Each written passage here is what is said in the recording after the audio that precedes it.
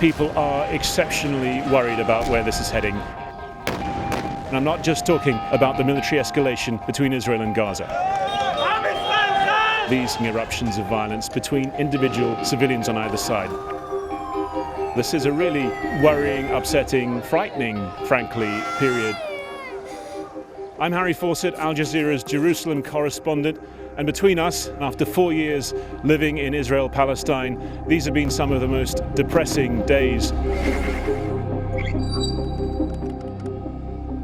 Well, we're here in southern Israel, about 5 kilometers north of Gaza. This is an area that we've been seeing a lot of activity just in the last couple of minutes. We had to run a few meters away to a bomb shelter quite close to us because, again, there was a huge barrage coming out of Gaza.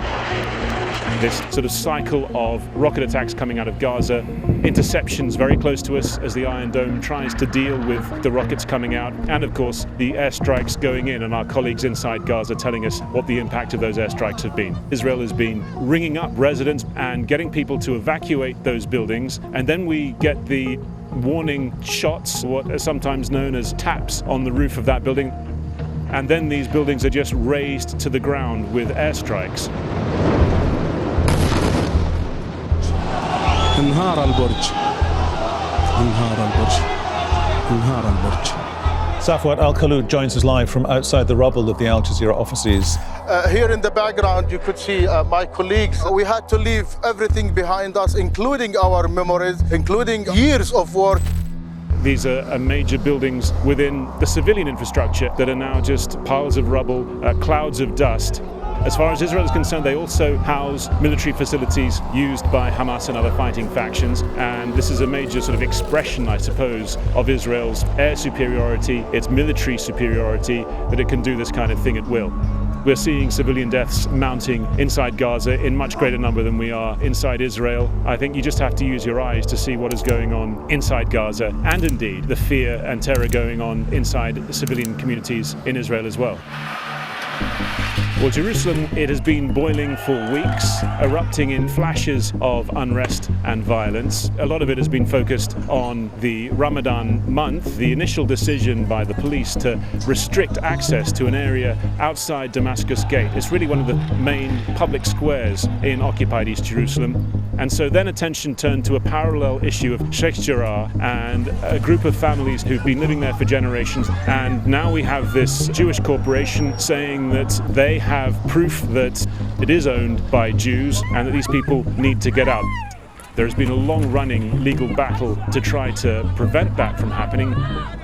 You may have seen the exceptionally effective online advocacy that Muna and Mohammed Al-Kurd have been doing. You are stealing my house!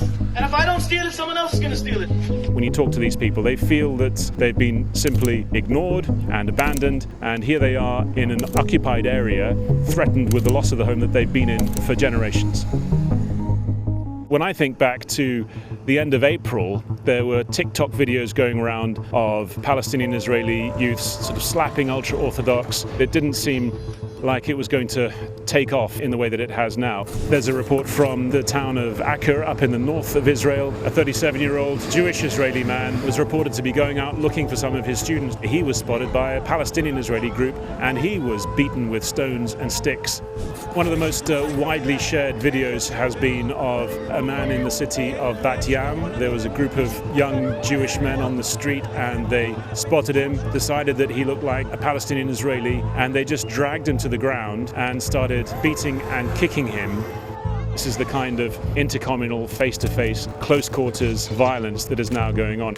I'm not a Pollyanna. I understand that there are deep, clear fractures and frictions between Jews and Arabs in Israel and Palestine, but largely you see people setting it aside and getting on with just daily life. And so to see it erupt in this very personal, close quarters, unhinged, unpoliced way is something that, for me as an observer, but I think more specifically for Palestinian Israelis and Jewish Israelis, is a really confronting, difficult thing to watch and a frightening thing to watch, considering where it could lead to.